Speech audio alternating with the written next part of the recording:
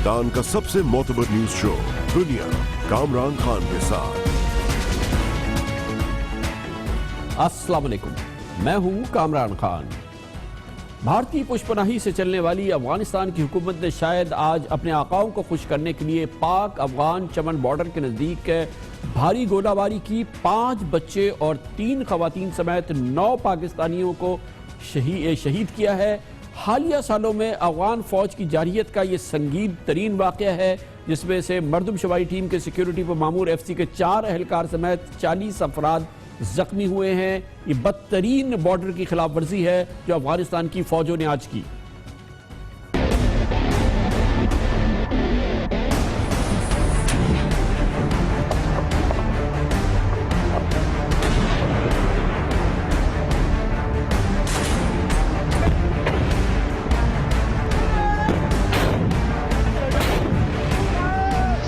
کی طرف سے بلا اشتعال فائرنگ شروع کی گئی۔ وہ کوئی آرمی انسٹالیشنز پر نہیں ہے بلکہ انہوں نے سول آبادی پر یہاں پر مارٹرز پھینکے ہیں۔ اچانک سے گولی آ گئی، ہم لوگوں کی بالکل درمیان میں پڑ گئی۔ 9 زخمی ہے اور ایک مر گیا، وہ 8 زخمی ہے۔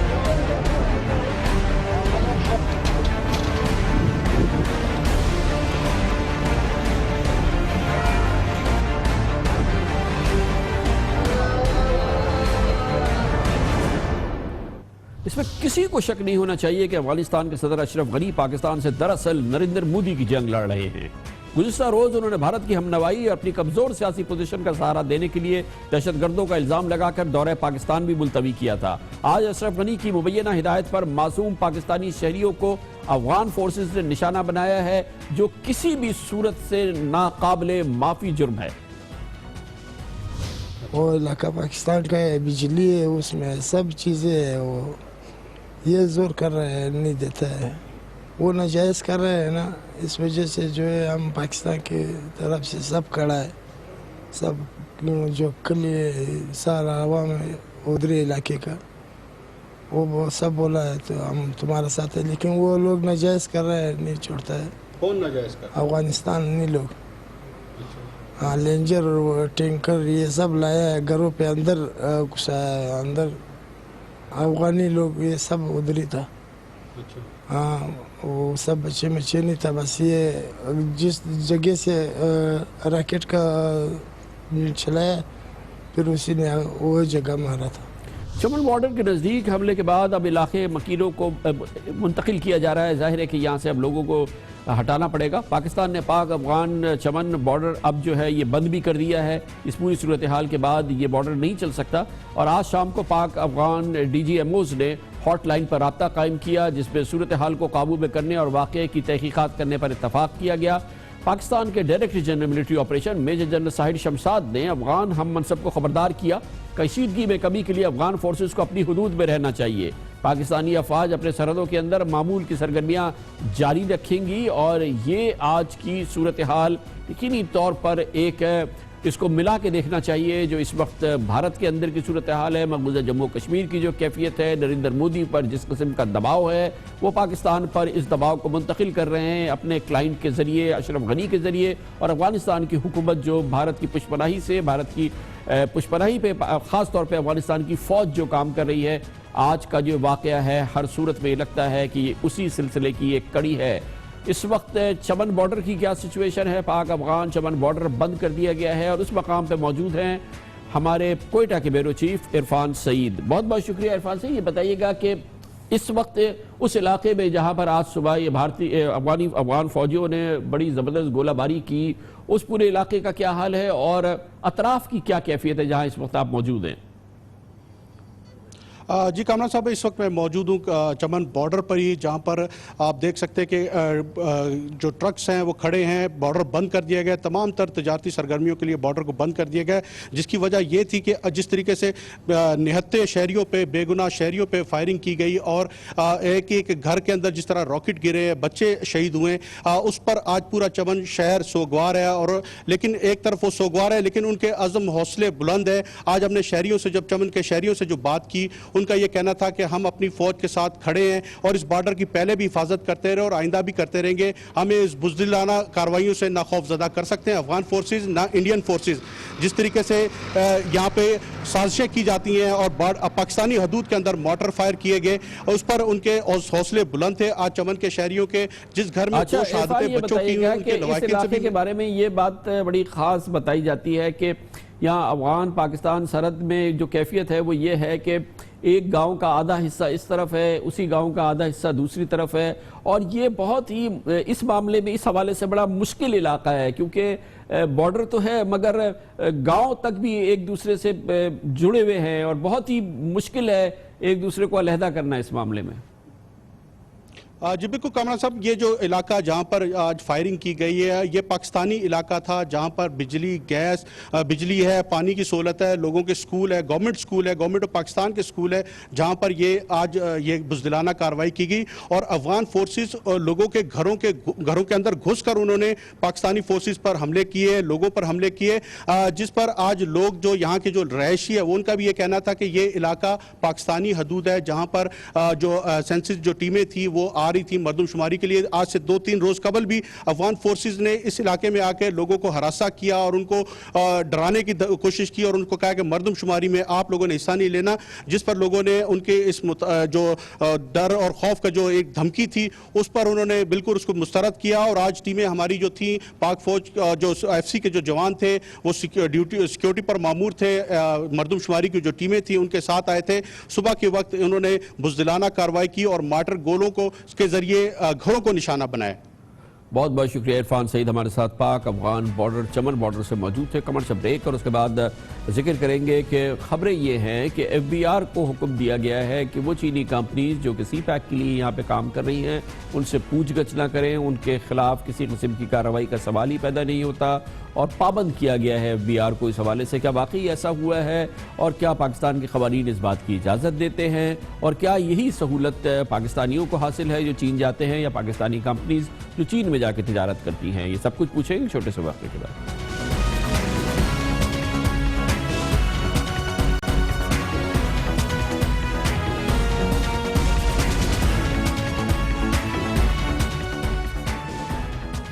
سی پیک کے ذریعے زبردست سرمایہ کاری ہو رہی ہے, پورے پاکستان میں کام ہو رہا ہے. درجنوں چائنیز کمپنی, دسیوں ہزاروں چائنیز سٹیزنز پاکستان کے اندر موجود ہیں. ترقیاتی عمل آگے بڑھ رہا ہے. اس حوالے سے سوالات بھی اٹھتے ہیں, کبھی شکوک بھی سامنے آتے ہیں. تازہ ترین خبر یہ سامنے آئی ہے کہ ایسا لگتا ہے کہ حکومت پاکستان نے تمام چائنیز کمپنیز کو جو کہ پاکستان میں سی پیک کے ذریعے سرمایہ کاری کر رہی ہیں انہیں ٹیکس قوانین سے مبرہ قرار دے دیا گیا ہے. تازہ ترین اطلاع یہ سامنے آئی ہے کہ ایک چائنیز کمپنی جس نے کہ ٹیکس قوانین کی مبینہ طور پہ خلاف ورزی کی تھی, FBR نے اس کے اکاؤنٹس کو فریز کر دیا تھا. جناب احسن اقبال نے جو اس سی پیک کے معاملات کے اینکر وزیر ہیں انہوں نے اس کا برا بنایا ہے. FBR سے کہا ہے کہ آئندہ آپ کسی چائنیز کمپنی کے خلاف کوئی کارروائی نہیں کریں گے, اور اگر آپ کو کرنی ہوگی تو براہ راست چیئرمین FBR اس کی اجازت دیں گے. اس سے یہ ماحول جنم لے رہا ہے کہ شاید چائنیز کمپنیز کو حکومت پاکستان نے انتہائی خصوصی مراعات دی ہوئی ہیں, جس کی وجہ سے پاکستان میں اس حوالے سے شکوک بھی پیدا ہو رہے ہیں. انہوں نے افواہوں کو ہوا ملتی ہے جو چائنیز کمپنیز کے حوالے سے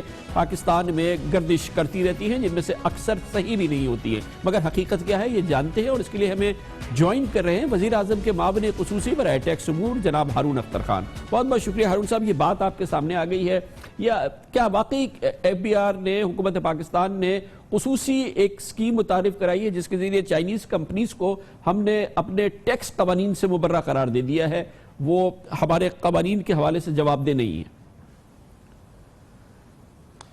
کامران خان صاحب, یہ پاکستان کی تاریخ میں ایک پہلی دفعہ ہے کہ ایک سپر پاور, چائنا جیسی سپر پاور نے پاکستان میں اتنا کانفیڈنس شو کیا ہے پاکستان کی اکانومی میں, پاکستان کی سیکیورٹی میں, کہ وہ $53 بلین پلس انویسٹمنٹ کمٹ کیا ہے اس نے. اس انویسٹمنٹ کے ساتھ جس میں سے بیشتر پرائیویٹ سیکٹر کی ایک کمپنیز آئیں گی, کچھ ٹرمز اینڈ کنڈیشنز ہیں, اور ہر کمپنی کا اپنا ایک ریٹرن آن انویسٹمنٹ یا ریٹرن آن ایکویٹی ہوتی ہے. ان کنڈیشنز میں ان کو کچھ ٹیکس بریکس دی گئی ہیں, اور اگر فرض کریں اگر ایک چائنیز کمپنی سی پیک کے تحت IPP میں انویسٹ کرتی ہے اور اگر ہم یہ ٹیکس کنسیشنز نہ دیں تو وہ ٹیرف زیادہ مانگے گی, تو ون وے اور دی ادر آپ نے اس کو ریٹرن میں اس کو واپس کرنا ہے.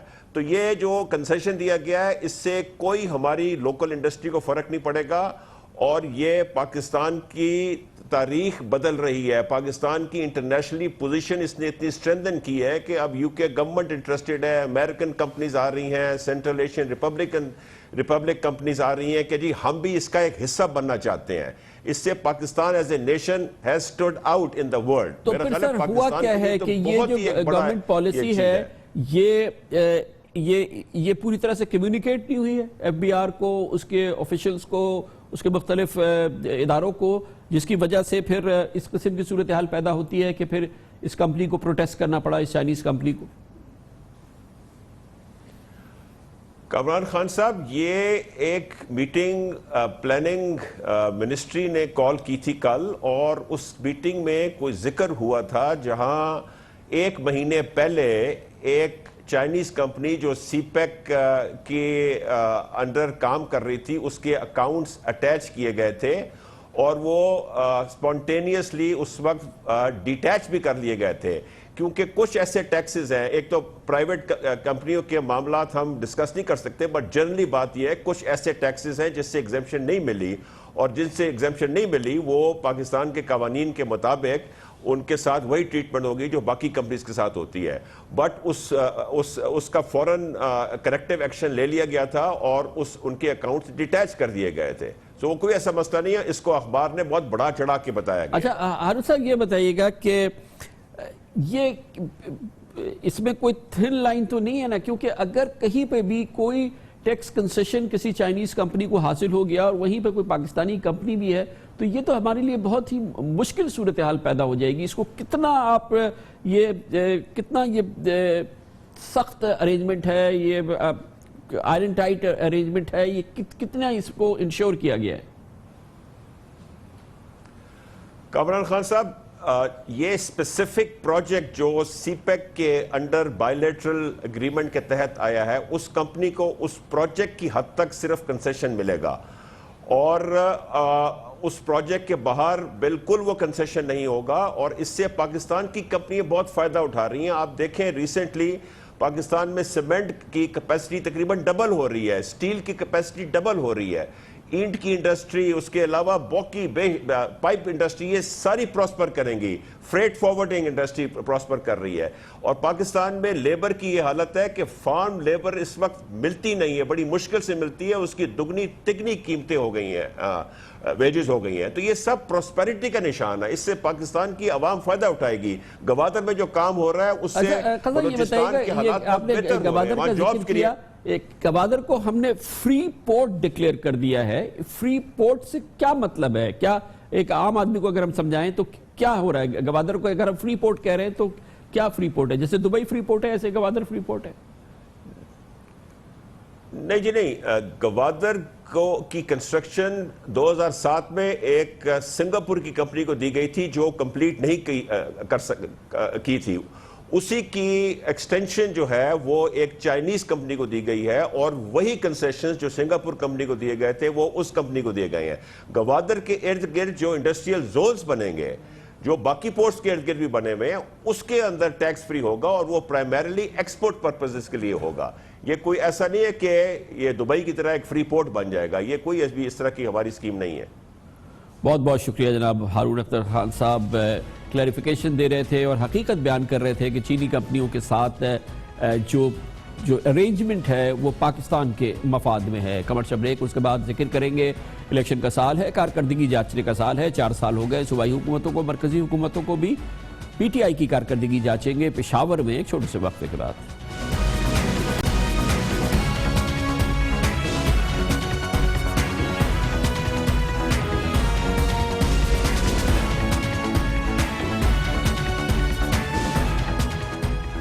مرکزی اور صوبائی حکومتوں کو کام کرتے ہوئے 4 سال تو پورے ہو گئے ہیں, 5واں سال ہے. اس سال کارکردگی کو جانچا جائے گا. اس پروگرام کے ذریعے ہمارا یہ معمول کا عمل ہے.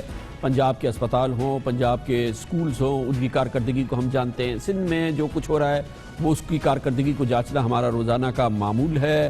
خیبر پختونخوا کا بھی ہم رخ کرتے رہتے ہیں, اور آج 4 سال گزر جانے کے بعد پشاور کے سرکاری اسپتالوں کی صورتحال کا ہم جائزہ لے رہے ہیں.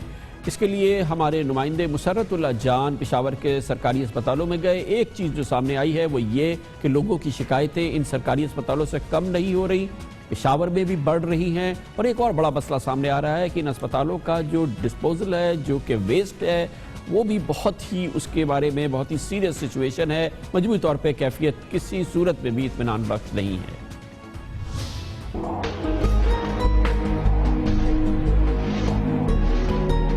خیبر پختونخوا میں حکمران جماعت تحریک انصاف نے سرکاری ہسپتالوں کا قبلہ درست کرنے کے لیے کئی اقدامات اٹھائے، جن میں ایک اہم کام medical and teaching institution act کا نفاذ بھی ہے۔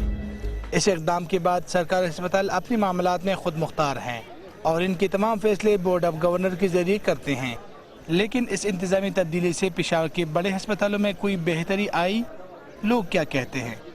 ہم تو 2-3 دن سے ہیں، ہم سے کوئی آ کے پوچھے کہ کیا تبدیلی آئی ہے۔ ہم گئے ہیں، ہمیں آپریشن کے لیے کہا گیا کہ آپریشن کے لیے سامان لے کے آئیں، ہمیں ایسی چیزیں لکھ کے دی ہیں اضافی کہ آپ سوچ بھی نہیں سکتے۔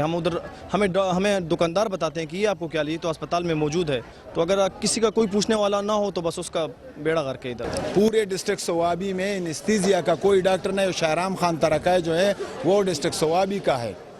کتنی شرم کی بات ہے، وہ منسٹر ہے صحت کا۔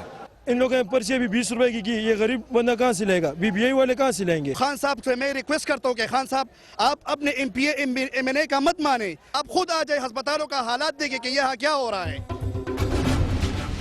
یہی نہیں، اگر صرف ان ہسپتالوں کی میڈیکل ویسٹ کا مسئلہ لیں تو صورتحال بہتری کے بجائے مزید بگڑتی جا رہی ہے۔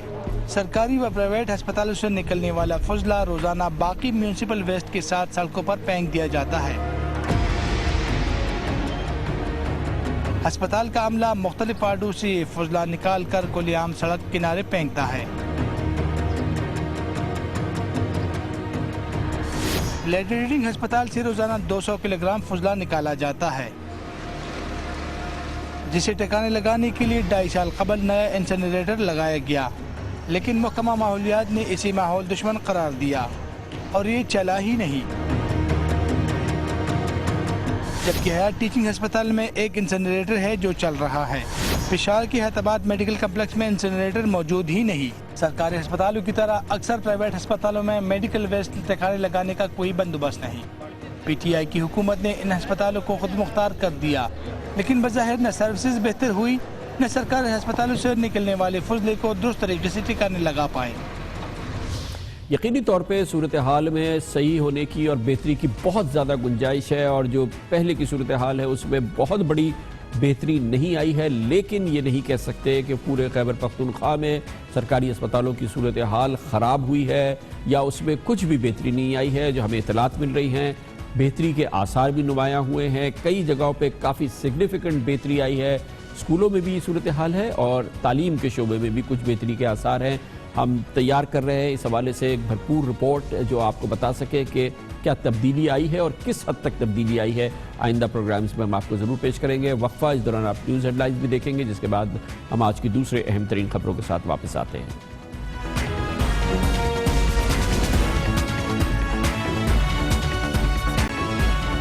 آپ دیکھ رہے ہیں خبروں، تبصروں اور تجزیات پر مبنی پاکستان کا سب سے معتبر نیوز شو دنیا، کامران خان کے ساتھ۔ پاناما کیس فیصلے کے بعد نئی بینچ، نئی سماعت اور نیا مرحلہ۔ یہ شاید المرحلہ ہو، لیکن کچھ بھی کہنا قبل از وقت ہے، کیونکہ آج بہرحال اس نئی سماعت کے نئے فیصلے کے نئے مرحلے کا ایک اہم قدم اٹھا لیا گیا ہے۔ ایک امپورٹنٹ چیز ہو گئی ہے کہ JIT تشکیل دے دی گئی ہے، لیکن آج ہی ایک اور بہت اہم بات ہوئی ہے جس کا پاکستان کے موجودہ سیاسی ماحول کے حوالے سے، خاص طور پہ پاناما کیس کے فیصلے کے بعد سیاسی صورتحال جو پیدا ہوئی ہے، خاص طور پہ جناب عمران خان اور پاکستان تحریک انصاف نے اس فیصلے کے بعد جو سیاسی تحریک شروع کی ہے، اس حوالے سے آج اس بینچ نے، جو کہ ان 3 ججز پہ مشتمل ہے جنہوں نے جناب جسٹس آصف سعید کھوسہ اور جسٹس گلزار احمد کے ساتھ ایگری نہیں کیا تھا کہ جناب نواز شریف کے خلاف مواد شواہد موجود ہیں کہ انہیں نااہل قرار دے دیا جائے۔ آج ان 3 اراکین کی جو مشتمل بینچ ہے، جو کہ اب نئی بینچ ہے، اس حوالے سے اس نے ایک بہت اہم آبزرویشن دی ہے، اور وہ موجودہ سیاسی ماحول کے لحاظ سے اس کی بڑی کلیدی اہمیت ہے۔ آج سپریم کورٹ کی 6 رکنی بینچ کے سربراہ جناب جسٹس اعجاز افضل نے بہت امپورٹنٹ ریمارکس دیے۔ انہوں نے کہا کہ ایک سیاسی لیڈر نے کہا ہے کہ فیصلے میں 5 ججز نے وزیر اعظم کو جھوٹا قرار دے دیا۔ جناب جسٹس اعجاز افضل نے آج بالکل غیر مبہم اعلان کیا کہ میں نے یا خصوصی بینچ کے کسی جج نے وزیر اعظم کو جھوٹا نہیں کہا۔ جسٹس اعجاز افضل نے مزید کہا کہ اس لیڈر نے عوام سے دھوکہ دہی کی، لوگوں کو گمراہ کیا اور جھوٹ بولا۔ وارننگ دے رہے ہیں کہ آئندہ ججز کو غلط طور پہ منسوب کیا تو انہیں بھی ہم کٹہرے میں لائیں گے۔ کسی بھی پاکستانی کو اس بارے میں کوئی ابہام نہیں ہے کہ یہ کس نے کہا اور کس انداز سے کہا اور کس نے 5 ججز کو کے حوالے سے یہ بات کی۔ 2 ججز نے کیا کہا کہ نواز شریف جھوٹا بھی ہے اور کرپٹ بھی ہے۔ باقی 3 ججز نے کیا کہا؟ سارے کے سارے ججز نے کہا وہ جھوٹ ہے۔ 5 کے ججز نے کہا کہ نواز شریف جھوٹا ہے۔ 2 ججوں نے کہا کہ نواز شریف نہ صادق ہے نہ امین ہے، کرپٹ بھی ہے جھوٹا بھی ہے، اور 3 ججوں نے کہا کہ جھوٹا ہے۔ اگر ملک کے سربراہ کو ایک ملک کا سپریم کورٹ جھوٹا کہہ دے، کیا وہ ملک کی قیادت کرنے کے قابل ہے؟ دیکھنا یہ ہے کہ جناب عمران خان کیا اپنے اس بیان میں اب تصحیح کرتے ہیں اور آئندہ جب اس موضوع پہ بات کرتے ہیں تو کیا اس کے لیے 5 ججز کا جو ٹرم ہے وہ اس کو استعمال کرتے ہیں یا اس کو محض 2 ججوں تک محدود رکھتے ہیں۔ آج کی سماعت کے دوران اٹارنی جنرل پاکستان جناب اشرف اوصاف نے نقطہ اٹھایا کہ پاناما کیس میں عدالتی کارروائی پر میڈیا میں بحث اور تبصروں پہ پابندی لگنی چاہیے، جس پر جناب جسٹس شیخ عصمت سعید نے ریمارک دیے کہ غیر ضروری تحمل سے کام لے رہے ہیں، عدالت کا مذاق نہ بنایا جائے، نہ ہی صبر کا امتحان لیا جائے۔ فریڈم آف پریس کی کتاب ہمارے پاس بھی موجود ہے۔ ہمیں سوشل میڈیا، الیکٹرانک میڈیا کو کنٹرول کرنا آتا ہے، مگر ہم چاہتے ہیں کہ توازن رہے۔ تمام سیاسی لیڈرز اور لوگوں کو بتا دیں کہ سپریم کورٹ کو سیاسی نہ بنائیں، اور یہ بہت اہم معاملہ ہے جس طرف سپریم کورٹ آف پاکستان مسلسل کئی دنوں سے توجہ مبذول کرا رہی ہے کہ ایک پاکستان کی جاری سیاسی کشمکش میں سپریم کورٹ آف پاکستان کو کھینچا جا رہا ہے، سپریم کورٹ آف پاکستان کو ملوث کیا جا رہا ہے، سپریم کورٹ آف پاکستان نہ چاہتے ہوئے بھی اس سیاسی دنگل میں کسی صورت سے شامل ہو رہی ہے، اور جس کا بہت احساس ہے سپریم کورٹ آف پاکستان کو۔ جناب جسٹس اعجاز افضل نے کہا کہ زمین پھٹے یا آسمان گرے اور کون میڈیا میں کیا کہتا ہے، عدالت کو کوئی غرض نہیں، ججز نے آئین پر حلف اٹھایا ہے، قانون کے مطابق ہی فیصلہ دیں گے۔ اسی حوالے سے گزشتہ روز عمران خان کے خلاف حنیف عباسی کی پٹیشن کی سماعت کے دوران جناب چیف جسٹس میاں ثاقب نثار نے کہا تھا کہ سیاسی گندگی دھونے کے لیے عدالت کو استعمال نہ کیا جائے، سیاسی جماعتیں سپریم کورٹ کے وقار کا خیال رکھیں اور سیاسی اختلافات کو عدلیہ سے دور رکھا جائے۔ ماحول میں، اس پورے ماحول میں کم از کم سپریم کورٹ آف پاکستان پوری طرح سے آگاہ ہے کہ ایک بہت ہی سخت قسم کی سیاسی کشمکش جاری ہے، جس میں ایک جانب پی ٹی آئی ہے، دوسری جانب حکومت ہے، ایک جانب عمران خان ہے، دوسری جانب وزیر اعظم جناب نواز شریف ہیں، اور اس پورے معاملے میں سپریم کورٹ آف پاکستان کے حوالے سے جو سماعت ہوتی ہے یا ریمارکس ہوتے ہیں یا جو حالیہ پاناما کیس کا فیصلہ ہے اسے بھرپور طور سے ایندھن کے طور پر استعمال کیا جا رہا ہے، جس کے لیے آج سپریم کورٹ آف پاکستان نے متنبہ کیا کہ نہ کہا جائے کہ 5 ججز نے فیصلہ دے دیا ہے کہ وزیر اعظم جناب نواز شریف نے جھوٹ بولا ہے یا وہ صادق اور امین نہیں ہیں، وہ جھوٹے ہیں۔ یہ آج سپریم کورٹ آف پاکستان نے ایک بھرپور بات کی ہے اور بلکہ وارننگ کا لفظ بھی استعمال کیا ہے۔ اسی دوران آج ایک بہت اہم ڈیولپمنٹ ہو گئی ہے، جی آئی ٹی کی تشکیل ہو گئی ہے۔ سپریم کورٹ کی 3 رکنی بینچ نے آج پاناما کیس میں فیصلے میں جو فیصلہ تھا اس میں جو پوچھے گئے سوالات تھے اس کی تحقیقات کے لیے جو 11-12 سوالات ہیں جی آئی ٹی کی نوٹیفیکیشن جاری کر دی ہے۔ ایف آئی اے کے additional director general immigration Wajid Zia اس کو ہیڈ کریں گے، اسٹیٹ بینک کے عامر عزیز ہوں گے اس میں، ایس سی سی پی کے بلال رسول، نیب کے عرفان منگی، ملٹری انٹیلیجنس کے brigadier Kamran Khurshid, I S I کے بریگیڈیئر نعمان سعید اس میں شامل ہوں گے۔ 3 رکنی بینچ کے سربراہ جناب اعجاز افضل نے آج اس حوالے سے کئی اور اہم باتیں بھی شامل کی ہیں۔ اس میں انہوں نے کہا ہے کہ جی آئی ٹی کے لیے فیڈرل جوڈیشل اکیڈمی میں ایک سیکریٹریٹ قائم کر دیا جائے، وفاقی حکومت فوری طور پہ جی آئی ٹی کے لیے 2 کروڑ روپے جاری کر دے، वफाकी सेक्रेटरी दाखिला GIT को सिक्योरिटी फराहम करने की पाबंद होंगे, वो इनको सिक्योरिटी फराहम करे। GIT वफाकी और सूबाई महकमों मुल्की और गैर मुल्की माहिरीन की खिदमात ले सकेगी। गोया कि आज सुप्रीम कोर्ट ऑफ पाकिस्तान ने GIT से कहा है कि वो चाहे तो मुल्की और गैर मुल्की माहिरीन की भी खिदमात इसमें हासिल करे। मुल्क की तमाम एग्जीक्यूटिव अथॉरिटीज आज सुप्रीम कोर्ट ने कहा कि GIT से मुकम्मल तावन करने की पाबंद होंगी। GIT में पेशी से इनकार करने वालों से मुताल्लिक अदालत को आगे किया जाए और GIT की जो पहली पेशरफ्त की रिपोर्ट है वो 22 मई को पेश की जाए अदालत में। गोया कि वो जो 15 दिन का प्रोसेस सुप्रीम कोर्ट के फैसले पे सामने आया था उसको बरकरार रखा है इसी अदालत ने, और उसने कहा है कि हर 15 दिन बाद हमें आप बताएं कि क्या डेवलपमेंट हो रही है। दूसरी जानिब पनामा केस के फैसले में सुप्रीम कोर्ट के सवालात हैं जिनकी अब ये GIT तहकीकात करेगी, और जो कि एक माहिरीन कहते हैं कि एक तवील कठिन लंबा मरहला हो सकता है। सवालात बहुत अहम है। मिसाल के तौर पर जो ये वही सवालात हैं जो सुप्रीम कोर्ट ऑफ पाकिस्तान के सामने भी पेश किए गए थे, लेकिन अब सुप्रीम कोर्ट ऑफ पाकिस्तान ने वो सवालात GIT की जानिब पेश कर दिए हैं। अब GIT ने इस हवाले से तहकीकात करनी है, अपनी रिपोर्ट देनी है, ये पता करना है कि गल्फ स्टील मिल का क़याम कैसे अमल में आया, गल्फ स्टील मिल के वाजिबात का क्या बना, गल्फ स्टील मिल को क्यों बेचना पड़ा, गल्फ स्टील मिल का पैसा जद्दा, कतर और बरतानिया कैसे पहुंचा, 90 की दहाई में हसन और हुसैन के पास क्या फ्लैट खरीदने के वसाइल थे, क्या कतरी खतूत अफसाना है या हकीकत, नीलसन और नेस्कॉल का हकीकी मालिक कौन है, बिल मेटल कैसे वजूद में आई, ऑफशोर कंपनी के बेरर सर्टिफिकेट फ्लैट में कैसे बदले, फ्लैगशिप कंपनी और लंदन में कारोबार के लिए पैसा कहां से आया, हुसैन नवाज ने अपने वालिद को करोड़ों रुपए तोहफे में कैसे दिए, हसन नवाज के पास तहफ़ देने के लिए सरमाया कहां से आया।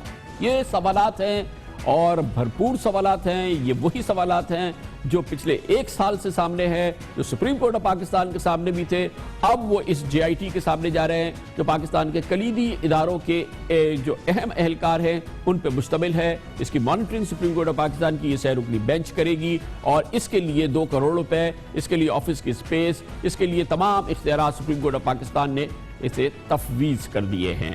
अब आगे क्या होगा, कानूनी तौर पे क्या होगा, आईनी तौर पे क्या होगा, अदालत का इस पे क्या किरदार होगा, ये पूछते हैं। उसके लिए हमने दावत दी है पाकिस्तान के मुमताज़ माहिर कानून और पाकिस्तान के साबिक अटॉर्नी जनरल जनाब इरफान कादिर को। बहुत बहुत शुक्रिया इरफान कादिर साहब। बताइएगा आपके ख्याल में ये जो इसकी कोई नज़ीर है सुप्रीम कोर्ट ऑफ पाकिस्तान जिस अंदाज की GIT करा रही है, जो तहकीकात करा रही है, और इस अंदाज की तफ्तीश जो है इसकी कोई सुप्रीम कोर्ट में इससे पहले नज़ीर है?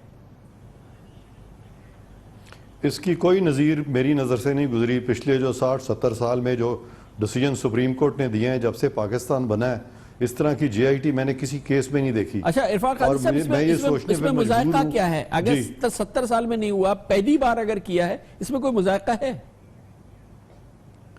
जी है जी, इसमें मुज़ायका ये है कि अगर 60-70 साल में इस तरह नहीं हुआ, और इस तरह के मैटर्स बहुत सारे आए जो कि करप्शन के बारे में थे और 184(3) में सुप्रीम कोर्ट ने टेकअप की, और किसी में भी सुप्रीम कोर्ट ने GIT नहीं बनाई।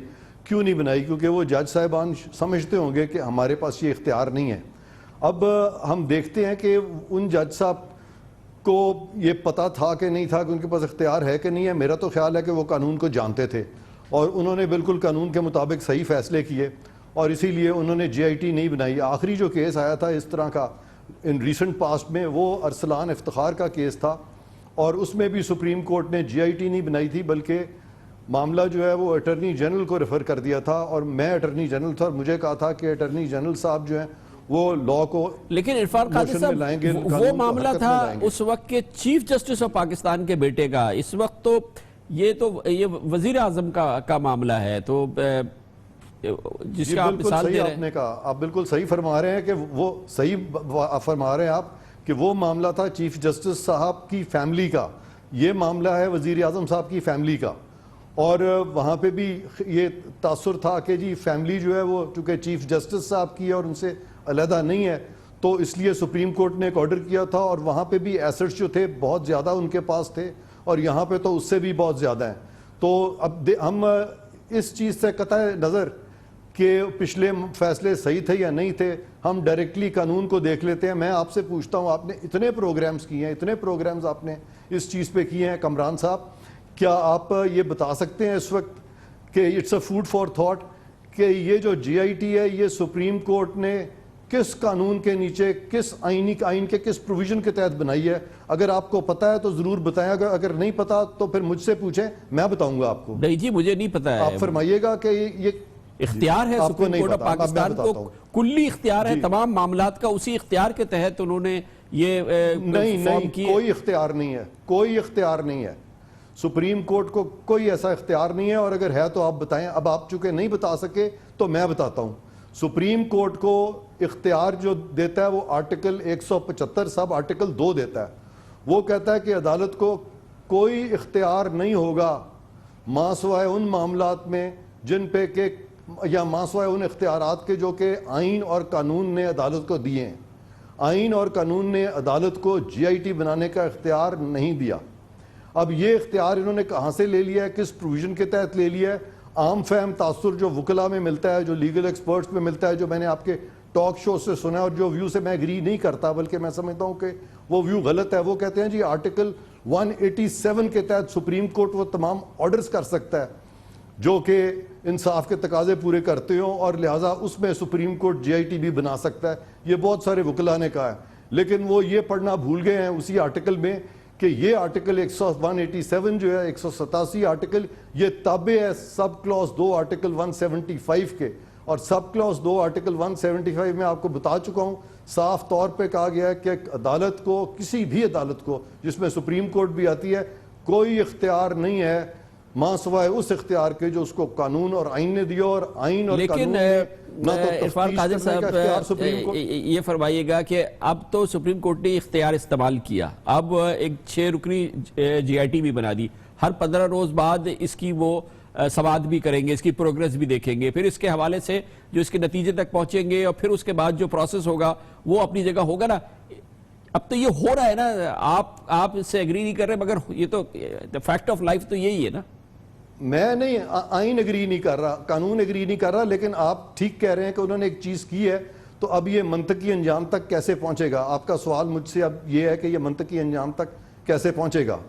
تو اس میں بہت ایشوز آئیں گے، بہت پرابلمز آئیں گی سپریم کورٹ کو۔ مثال کے طور پہ جی آئی ٹی، عرفان قادر صاحب مثال کے طور پہ میں مثال دیتا ہوں آپ کو، جی میں دیتا ہوں۔ سب سے پہلی مثال تو یہ ہے کہ یہ جو پروسیکیوشن ہوگی یہ کہاں پہ ہوگی، اور یہ ٹرائل جو ہے وہ کس عدالت میں جائے گا؟ اچھا ایک چیز سر، ایک سیکنڈ سر پلیز یہ فرمائیے گا کہ ابھی آپ کہہ رہے ہیں کہ اس کے بعد کا مرحلہ ہے پروسیکیوشن اور مقدمہ، یعنی کہ اب جب جی آئی ٹی کی رپورٹ آئے گی اس کے بعد پروسیکیوشن ہونی ہے اور مقدمہ چلنا ہے اس کے بعد، یہ ہے آپ کا مطلب؟ اور اس ادارے کا تعین ہونا ہے، اس ادارے کا تعین ہونا ہے کہ جو ادارہ جو ہے جو اس میں تفتیش قانون کے نیچے کرے گا وہ ادارہ کون سا ہے، کیا اس کے پاس معاملہ اب نہیں جائے گا؟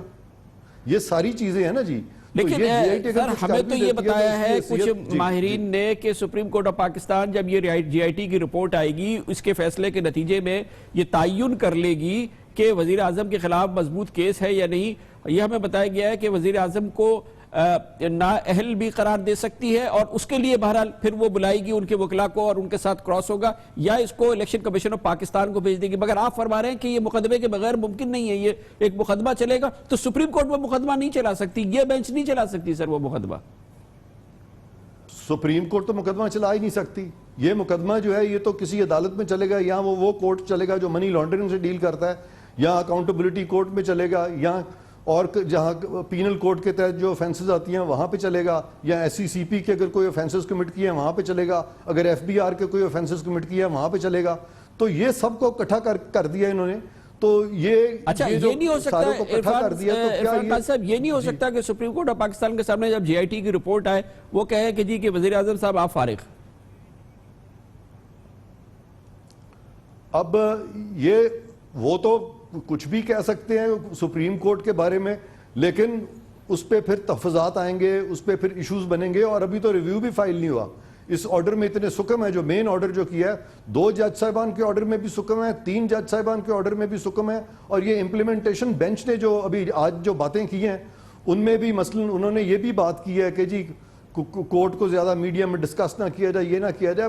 آپ مجھے بتائیں کہ جب سپریم کورٹ خود جج صاحبان جب کہتے ہیں کہ جی ہم ایسا فیصلہ دیں گے جو صدیوں یاد رکھا جائے گا، اور اپنی پبلسٹی کرتے ہیں، تو کوڈ آف کانڈکٹ تو کہتا ہے جج صاحبان اس طرح کی پبلسٹی بھی نہیں کریں گے۔ تو جب کوڈ آف کانڈکٹ سے ہٹ کے جج صاحبان ریمارکس دینے شروع کریں گے تو پھر وہ انڈر ڈسکشن تو آئیں گے میڈیا میں اور جگہ پہ، اور سپریم کورٹ تو پبلک ڈومین میں ہے۔ تو ان تمام چیزوں میں تو سپریم کورٹ کو بہت ساری مشکلات بھی پیش آئیں گی. تو یہ تو پھر ایشو در ایشو بنتے جائیں گے اور یہ تو معاملہ کبھی ختم نہیں ہوگا. اور 13 کویسچنز جو انہوں نے فریم کیے ہیں وہ انہوں نے 7 ماہ میں 8 ماہ لگا دیے ہیں اس فریم کرنے میں. تو پھر اگر ان سوالوں کے جواب جو دینے بیٹھیں گے ان سوالوں کے جس طریقے سے وہ فریم ہوئے ہیں تو وہ ان کو بھی جسٹیفیکیشن ہوگی. وہ کہیں گے آپ نے سوال فریم کرتے ہوئے اگر اتنا عرصہ لگایا ہے تو پھر ہم بھی کم از کم اس سے دگنا ٹائم. اچھا آپ یہ کہہ رہے ہیں کہ جب سوال بننے میں 7 مہینے لگے ہیں تو جواب 2 مہینے میں نہیں آ سکتا, یہ مشکل ہے. جواب پھر کیسے آئے گا؟ یعنی فوکس تو کیا ہی نہیں جا رہا اس کیس کو. یہ تو کیس ایک ٹوٹلی کنفیوژن کی طرف مجھے لگتا ہے, سب کچھ کنفیوژن کی طرف جا رہا ہے اور بہت سارے ریمارکس, بہت ساری باتیں اور وہ تمام جو ہیں وہ. بہت شکریہ جناب عرفان قادر ہمارے ساتھ موجود ہے, سابق اٹارنی جنرل ہیں اور پاکستان کے ایک بڑے سیزنڈ لائر ہیں اور ان کی رائے آپ نے سنی ہے. مجموعی رائے وہی ہے کہ ابھی بہت بڑا کنفیوژن باقی ہے. یہ نئی سماعت کا نیا مرحلہ ہے, اس کے آگے جو کئی مراحل ہیں, اس کی جو بڑی سیریس کمپلیکیشن ہے جس کی جانب عرفان قادر صاحب نشاندہی کر رہے تھے, وہ آگے چل کے کیا بنے گی وہ ایک اپنی الگ بات ہے. سیاست کا یہ پورا معاملہ ہے اور سیاسی کشمکش کا یہ مرحلہ ہے, شدید مرحلہ ہے, اس کی بھی نشاندہی آج ہو گئی ہے جس پر سپریم کورٹ آف پاکستان نے کہا ہے کہ ہم نے نہیں ڈکلیئر کیا ہے وزیر اعظم کو جھوٹا, اور اس سلسلے میں ایک لیڈر نے جو بات کی ہے وہ غلط بیانی سے بات کر رہے ہیں اور اس پہ انہوں نے وارننگ بھی جاری کی ہے. کمرشل بریک اور اس کے بعد ذکر کرتے ہیں ایک اور قضیے کا, اس کا تعلق ہے سندھ سے اور وہ ہے گورنر سندھ محمد زبیر جو کہ سیاسی طور پر متحرک ہو گئے ہیں. پاکستان پیپلز پارٹی کو بے چینی ہے, ان کو ان کی آئینی ذمہ داری یاد دلا رہی ہے. گورنر محمد زبیر ہمارے ساتھ ہوں گے اس حوالے سے ہمارے سوالوں کے جواب دینے کے لیے. Welcome back. جمہوری حکومتوں میں پاکستان میں ہمیشہ سے روایت رہی ہے کہ وفاق کا نمائندہ تو ہوتا ہے صوبے میں گورنر, لیکن وہ ایک سیاسی متحرک شخصیت ہوتا ہے, ایک سیاسی شخصیت ہوتا ہے اور وہ وفاق میں موجود حکومت کی ترجمانی بھی کرتا ہے اور وفاق کا نمائندہ بھی ہوتا ہے. اس طرح سے اس کی سیاسی حیثیت ہمیشہ سے موجود رہی ہے اور وہی کیفیت دیکھنے میں آ رہی ہے اب بھی. وفاقی کابینہ کے سابق وزیر جناب محمد زبیر کو وزیر اعظم جناب نواز شریف نے جناب عشرت العباد کی جگہ جب سے گورنر سندھ نامزد کیا ہے جناب محمد زبیر متحرک نظر آ رہے ہیں. ایک جانب وہ کراچی میں انویسٹمنٹ کے مواقع کے حوالے سے کافی متحرک نظر آتے ہیں, ملک کے اندر بھی ہے اور ملک کے باہر بھی گئے ہیں. ایک اور بہت اہم معاملہ ہے جس میں جناب محمد زبیر بہت زیادہ ایکٹیو نظر آ رہے ہیں اور وہ ہے سیاسی معاملات, پاکستان مسلم لیگ نون سے منسلک سیاسی معاملات. اور ایک اہم معاملہ ہے کہ آج کل سندھ کے شہری علاقوں میں متحدہ قومی موومنٹ الطاف حسین کے غیر فعال ہو جانے کی وجہ سے ایک سیاسی ویکیوم نظر آتا ہے. پاکستان کی تمام بڑی سیاسی جماعتیں کوشش کر رہی ہیں کہ سیاسی ویکیوم سے فائدہ اٹھایا جائے. واضح طور پہ لگتا ہے کہ پاکستان مسلم لیگ نون بھی یہ چاہتی ہے کہ سندھ میں وہ اپنی سیاسی حیثیت کو بہتر بنائے تاکہ سن 2018 کے الیکشن میں یہاں سے کوئی مواقع بن سکے یا اس کی کوئی پوزیشن بہتر ہو. اس حوالے سے یہ بات بہت اہم ہے کہ جناب محمد زبیر کے گورنر بن جانے کے بعد پہلی بار ایسا ہوا ہے کہ وزیر اعظم جناب نواز شریف نے بھی, اور سب سے اہم بات یہ ہے کہ وزیر داخلہ جناب چودھری نثار علی خان نے کراچی میں قیام کیا ہے. ان کا قیام گورنر ہاؤس میں ہی ہوا ہے. قیام سے میرا مطلب یہ ہے کہ راتیں گزاری ہیں. اس حوالے سے وزیر اعظم جناب نواز شریف بہت متحرک نظر آتے ہیں. چودھری نثار علی خان صاحب نے بھی ایکٹیویٹی شو کی ہے اور وفاق کا خاص انٹرسٹ ہے سندھ کے شہری علاقوں میں. یہ بات بہت اہم ہے کہ کراچی جو کہ سب سے زیادہ نیگلیکٹڈ اس وقت شہر نظر آتا ہے, پاکستان کا تجارتی دارالحکومت, سب سے بڑا شہر, یہاں کے ایک سنگین وسائل, اور اس میں وزیر اعظم کی جانب سے گرین لائن کا منصوبہ تیزی سے آگے بڑھ رہا ہے. اس پورے سیاسی ماحول میں جناب محمد زبیر کی گورنر سندھ کی حیثیت سے کوئی بھی سیاسی ایکٹیویٹی پاکستان پیپلز پارٹی کو ظاہر ہے کہ بہت زیادہ پسند نہیں آئے گی. اور جب گزشتہ روز انہوں نے ایک تقریب میں کہا کہ سندھ کو پنجاب کی طرح اگر بنانا ہے تو ان کو ووٹ دینا ہوگا جنہوں نے پنجاب بنایا, اور آئندہ الیکشن میں انہیں منتخب کر لیں جنہوں نے لاہور بنایا, کیونکہ لاہور کو کراچی سے کمپیئر کرتے ہیں, سندھ کے شہری علاقوں سے کمپیئر کرتے ہیں, تو کیوں نہ آپ انہیں ووٹ دے دیں.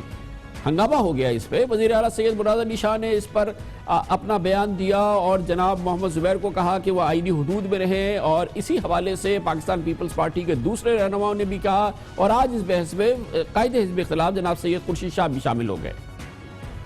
گورنر نے جو ایتھکس ہوتے ہیں گورنرز کے, اس کی خلاف ورزی کی ہے.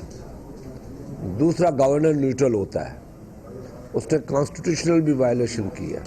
تیسرا, وہ پولیٹیکل ورکر ہے, اس لیے اس کو چاہیے کہ وہ استعفیٰ دے کے اپنے منسٹری کی پوزیشن پہ چلے جائیں.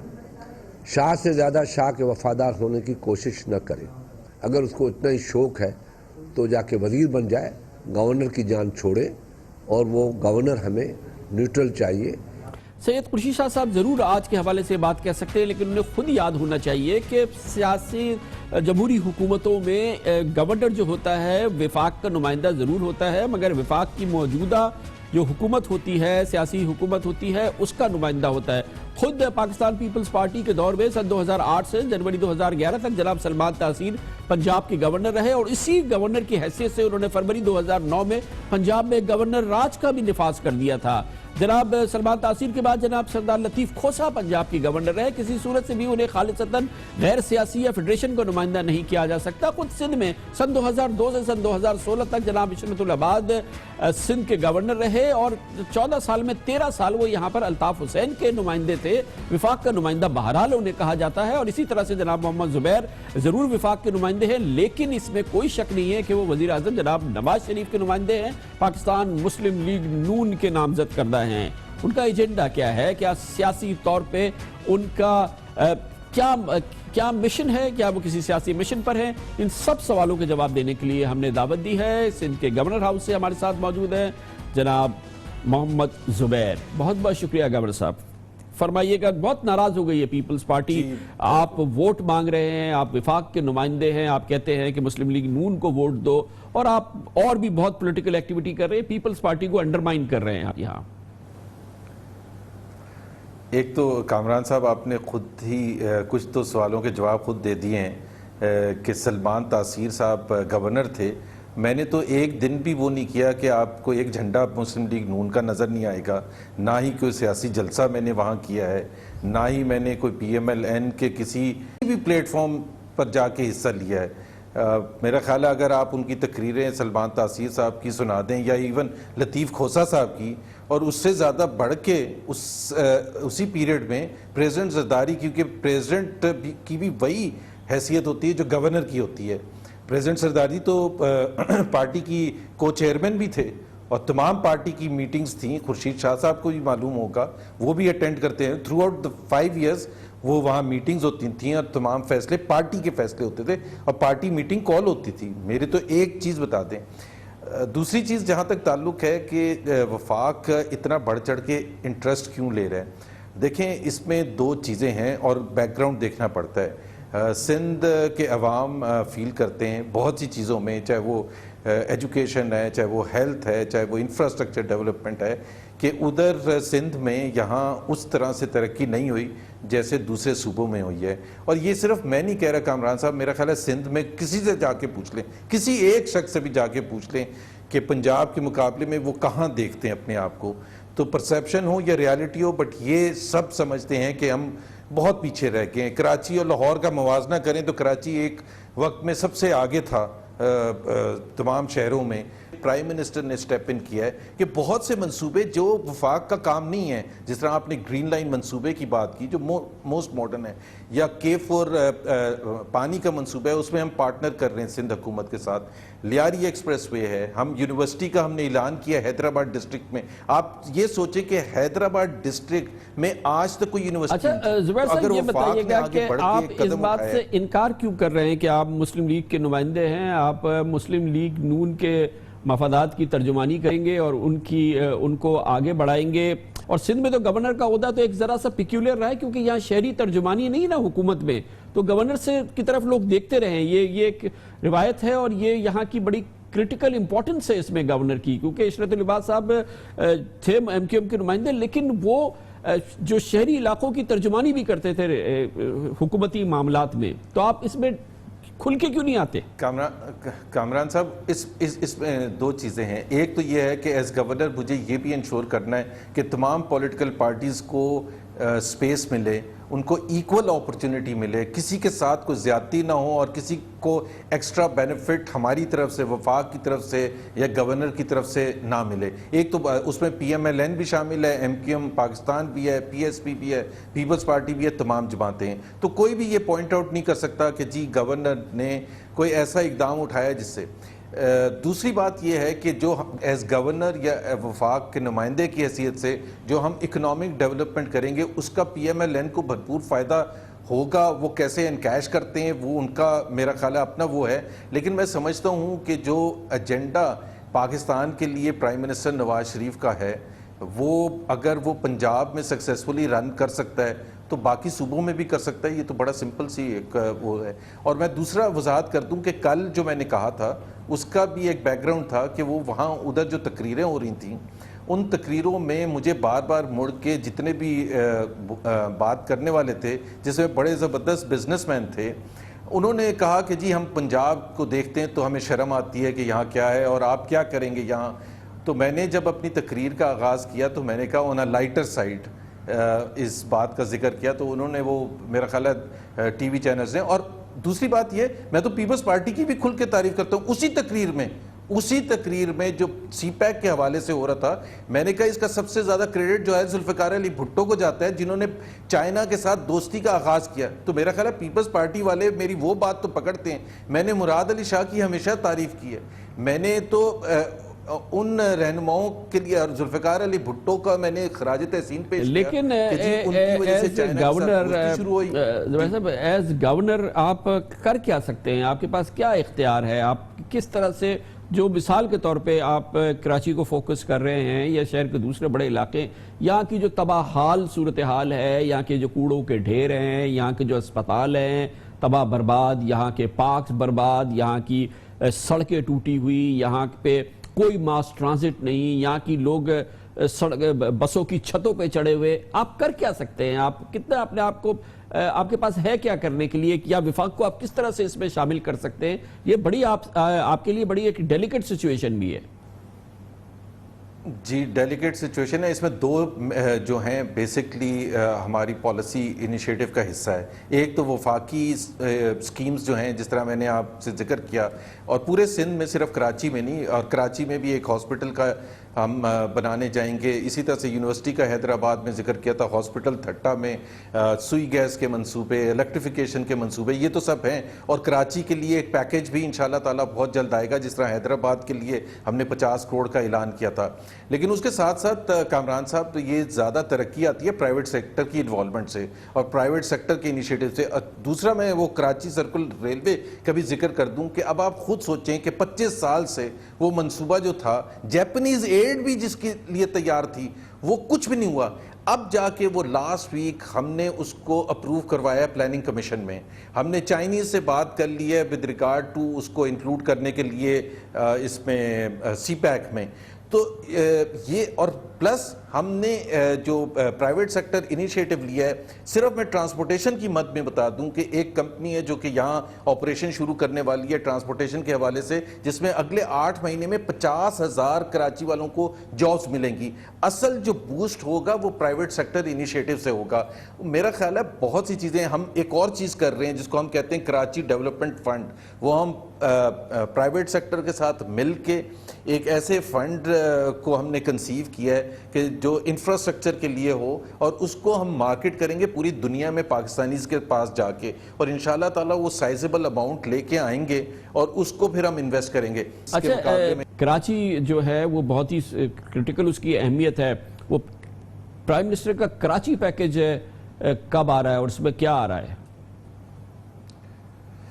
بہت جلد آ رہا ہے انشاءاللہ تعالیٰ. دیکھیں جہاں بھی انہوں نے پلان دیا ہے, آپ نے دیکھا ہے کہ وہ پچھلے 2-2.5 مہینوں میں 3 جلسے کیے ہیں. تھٹا میں جلسہ کیا, جیکب آباد میں کیا ہے اور حیدرآباد میں کیا. جہاں بھی وہ گئے ہیں تو انہوں نے بہت سی سکیمز کا اعلان کیا, بہت انیشیٹوز کا اعلان کیا. ایک میں بھول گیا تھا حیدرآباد کے لیے ایئرپورٹ. ابھی آپ یہ دیکھیں کہ سندھ کا دوسرا بڑا شہر ہے, وہاں کوئی ایئر لائن سروسز نہیں ہے, تو کتنی افسوس کی بات ہے. تو وہ ایئرپورٹ کا آج ہی ہم نے پورا حیدرآباد کے پروجیکٹ کو ریویو کیا, تمام سکیمز کو اپنے گورنر ہاؤس میں بیٹھ کے.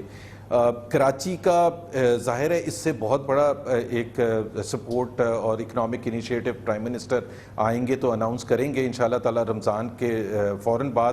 اور کراچی کو سخت ضرورت بھی ہے. کراچی کا آپ نے خود اتنا حال, میرے سے زیادہ تو آپ نے برا حال ڈسکرائب کیا کہ کچرے کے ڈھیر لگے ہوئے ہیں, اور جس شہر میں کچرے کے ڈھیر ہوں وہاں انویسٹمنٹ آنا کتنا مشکل ہے.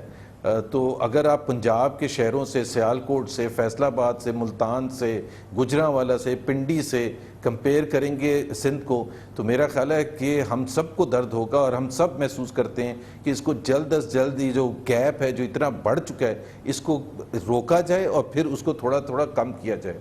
بہت بہت شکریہ جناب گورنر سندھ محمد زبیر ہمارے ساتھ تھے۔ کمرشل بریک اور اس کے بعد ذکر ہوگا پاناما کیس کا فیصلہ، JIT کی تشکیل ہو چکی ہے، مگر ایک بڑی دلچسپ بات ہے جو کہ ہم پلہ ساتھ ساتھ چل رہی ہے، اور وہ معاملہ ہے جو سپریم کورٹ آف پاکستان کی سہ رکنی بینچ کے سامنے ہے، جس میں چیلنج کیا گیا ہے کہ جناب عمران خان نے اپنی آف شور کمپنیاں چھپا کے رکھی تھی، انہیں اپنے گوشواروں میں ظاہر نہیں کیا، اس کے علاوہ وہ بیرونی ملکوں سے فنڈنگ بھی حاصل کرتے رہے، قانون کی خلاف ورزی کرتے رہے، عدالت عظمیٰ اس پر فیصلہ دے۔ یہ ایک معاملہ ہے جو کہ آئندہ چند مہینے ہماری انٹرسٹ کا مرکز بھی رہے گا۔ اس کی تفصیلات حاصل کرتے ہیں اور کتنا اس میں پوٹینشل ہے، کیا کچھ ہو سکتا ہے اس کے نتیجے میں یا کیا کچھ نہیں ہو سکتا، یہ بھی پوچھیں گے چھوٹے سے وقفے کے بعد۔ Welcome back. اب سے آئندہ چند مہینوں تک، کچھ مہینوں تک قوم کی دلچسپی رہے گی کیا ہو رہا ہے اس JIT میں جو سپریم کورٹ آف پاکستان نے تشکیل دی ہے پاناما کیس کے فیصلے کے بعد، جس کا فوکس ہوگا جناب نواز شریف اور ان کے اہل خانہ، ان کے اثاثوں کے حوالے سے، ان گوشواروں کے حوالے سے اور ان بیانات کے حوالے سے جو انہوں نے سپریم کورٹ آف پاکستان میں دیے۔ اسی دوران ایک اور بڑا اہم دلچسپ کیس ہوگا جو کہ سیاست کی دوسری سائٹ کی جانب ہے، یعنی کہ اس کا فوکس ہوگا پاکستان تحریک انصاف کے چیئرمین جناب عمران خان اور ان کے جنرل سیکرٹری جناب جہانگیر خان ترین، جن پر الزام لگایا گیا ہے کہ انہوں نے اپنی آف شور کمپنیز بنائی تھی اور سن 2015 تک پاکستان میں ان کو ظاہر نہیں کیا۔ خاص طور پہ جناب عمران خان پر یہ الزام ہے کہ انہوں نے مس ڈیکلیریشن کیا، قانون کی خلاف ورزی کی۔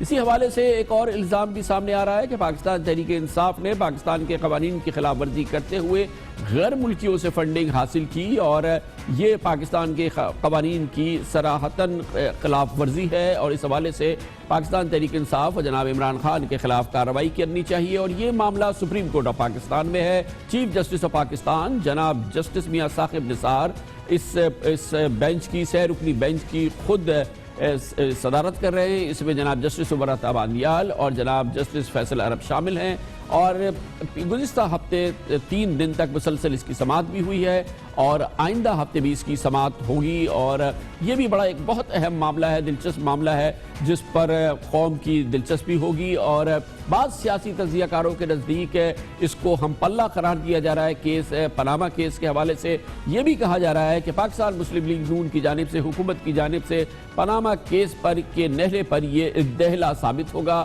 یہ فیصلہ تو عدالت عظمیٰ کرے گی کہ کیا واقعی پاکستان تحریک انصاف نے اور جناب عمران خان نے قوانین کی خلاف ورزی کی ہے یا نہیں، یا ان کے خلاف کوئی کارروائی ہونی چاہیے یا نہیں۔ لیکن یہ کیس ہے کیا اور کتنے اس کے جو محرکات ہیں وہ اس کے ثبوت موجود ہیں، ان تمام امور پہ بات کرنے کے لیے ہمیں جوائن کر رہے ہیں اس کیس میں پاکستان مسلم لیگ نون کے رکن حنیف عباسی کے وکیل، پاکستان کے ممتاز ماہر آئین و قانون، سینئر ماہر آئین و قانون میں سے ایک جناب اکرم شیخ ہیں۔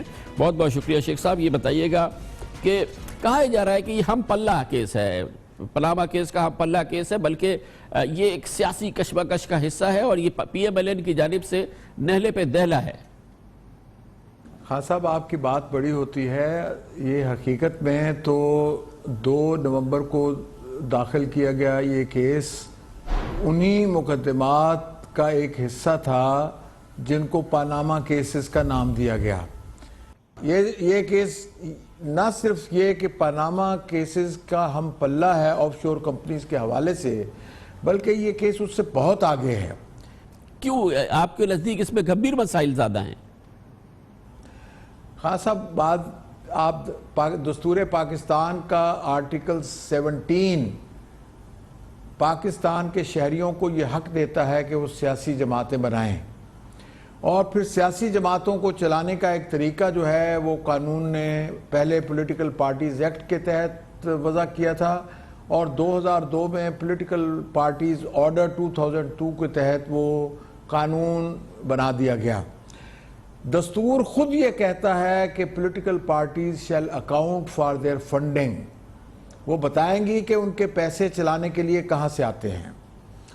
اس قانون نے جو پولیٹیکل پارٹیز آرڈر ہے، اس کی دفعہ 2 کی کلوز C یہ کہتی ہے، اور میں آپ کو کتاب ہی سے پڑھ کے بتاتا ہوں، کہ یہ جو سیاسی جماعتوں کے فنڈز ہیں، یہ foreign added party, political party means a party which receives any aid, financial assistance or otherwise from any government or political party of a foreign country, or any portion of its funds from foreign nationals.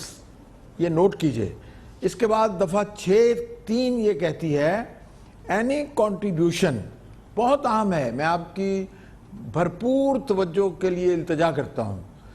A contribution made directly or indirectly by any foreign government, multinational or domestically incorporated public or private company, firm, trade or professional association shall be prohibited, and the parties may accept contribution and donation only from individuals.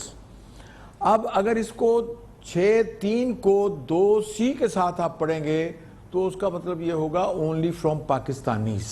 Foreigner سے آپ پیسے نہیں لے سکتے. اور پھر foreigner individual سے لے سکتے ہیں، پاکستانی انڈیویجول سے.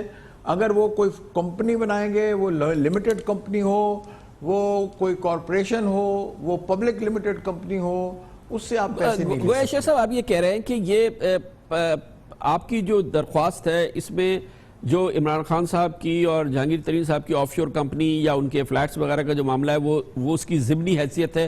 زیادہ فوکس آپ کا جو مبینہ فورن فنڈنگ ہے اور یہ مبینہ جو آپ کے خیال میں خلاف ورزی ہوئی ہے قانون کی، آپ کا مین فوکس کیس میں یہ ہوگا؟ نہیں. آف شور کمپنیوں کو بھی انہوں نے اپنے کسی ایسٹ میں کسی بھی جگہ پہ ڈکلیئر نہیں کیا. وہ دوسروں پہ الزام لگاتے ہیں کہ انہوں نے چھپا کے رکھا، لیکن انہوں نے تو اپنے نام کا خود اظہار کیا. عمران خان صاحب نے بڑی دلیری سے اس بات کو اون کیا کہ نیازی سروسز کارپوریشن میری آف شور لمیٹڈ کمپنی ہے، اور میری آف شور کمپنی ہے جس کو میں نے فلیٹ کی خریداری کے لیے بنایا. لیکن اس کمپنی کو کسی جگہ ڈکلیئر نہیں کیا، نہ فیڈرل بورڈ آف ریونیو کے پاس، نہ آپ نے انتخابی ریکارڈ. لیکن میں نے دیکھا ہے شیخ صاحب آپ کا بیان عدالت میں، آپ نے کہا تھا کہ آپ کے پاس گوشوارے نہیں ہیں، FBR آپ کو گوشوارے نہیں دے رہا ہے عمران خان صاحب کے. تو آپ کہاں سے یہ بات کہہ رہے ہیں؟ نہیں، ہم نے تو ریٹرن کل پیش کیے ہیں نا. میں نے جو ریٹرنز جو پرانے 1997 کے ریٹرنز عمران خان صاحب کے ہمارے پاس موجود نہیں ہیں، کیونکہ انہوں نے پہلا الیکشن 1997 میں لڑا تھا، جو الیکشن جس میں وہ کامیاب نہیں ہو سکے، اس کے وہ ریٹرنز ہمارے پاس نہیں ہیں. اور اس ریٹرن میں انہوں نے یہ نہ فلیٹ بھی ظاہر کیا تھا، نہ کوئی اور اثاثے ظاہر کیے تھے. اور ہم نے جو ریٹرنز ہم نے ساتھ لگائے ہیں ان کے اندر نیازی سروسز کارپوریشن اور یہ جو آف شور کمپنی ہے، نہ جہانگیر ترین خان صاحب کی کسی کمپنی کا ذکر ہے، نہ عمران خان صاحب کی کسی کمپنی کا ذکر ہے. اور سب سے دیکھیے میری بات سنیے، صرف ایک بات نہیں ہے، یہ انہوں نے 5 سرٹیفکیٹ الیکشن کمیشن کے سامنے دیے ہیں کہ میں کسی بھی پروہیبٹڈ سورسز سے، اللیگل سورسز سے پاکستان تحریک انصاف کو چلانے کے لیے سرمایہ اکٹھا نہیں کر رہا. اور آپ نے دیکھا کہ حسب منشا دفعہ 6 کی ذیلی دفعہ 3 کے تحت کوئی لمیٹڈ کمپنی اگر کسی کو $1 کا بھی عطیہ دے تو وہ بھی ایک غیر قانونی جو ہے عطیہ ہے، وہ پرمیسیبل نہیں ہے اس لاء کے تحت. بہت بہت شکریہ جناب اکرم شیخ، ہمارے ساتھ موجود تھے. اب فیصلہ کرے گی سپریم کورٹ آف پاکستان. کیا پاکستان تحریک انصاف نے قوانین کی خلاف ورزی کی، غیر ملکی فنڈنگ حاصل کر کے جناب عمران خان نے واقعی کیا اپنے گوشواروں میں اپنی آف شور کمپنی کو چھپایا؟ ان سب کا فیصلہ سپریم کورٹ آف پاکستان کرے گی، جسے سیاسی تجزیہ کار ایک ہم پلہ کیس قرار دے رہے ہیں پاناما کیس کے حوالے سے، جس کی JIT کا عمل مکمل ہو چکا ہے اور اس کی تحقیقات کا عمل اب شروع ہونے والا ہے. اس کے ساتھ ہی ہمارے آج کے پروگرام کا اختتام ہوتا ہے. سیٹرڈے سنڈے کی ہفتہ وار تعطیل رہتی ہے. پیر کو آپ سے پھر ملاقات ہوگی انشاءاللہ. پیر تک کے لیے کامران خان کو اجازت. اللہ حافظ ناصر.